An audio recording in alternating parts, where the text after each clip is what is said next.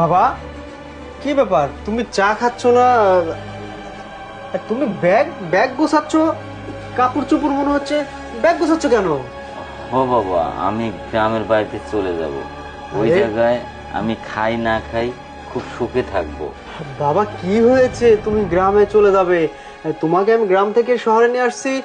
তুমি এখানে ভালো থাকবে, গ্রামে তো তোমার দেখাশোনা করার লোক নেই। আর তুমি হঠাৎ করে গ্রামে কেন যাবে? কোনো সমস্যা কি হয়েছে আমাকে বলো।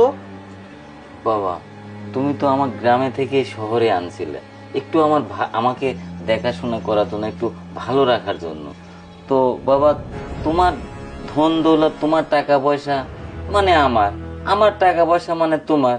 তো প্রতিদিন বাবা, আমার তো বুড়ো মানুষ, আমার তো চা খেতে হয়। তো 2-1 কাপ চা খাই, এর জন্য বৌমা আমাকে অনেক মানে যে কথা শোনায়। তো বাবা, আমার মনে হয় এখানে থাকার চাইতে আমি মনে হয় গ্রামেই ভালো থাকবো। বাবা, আমি বুঝতে পেরেছি।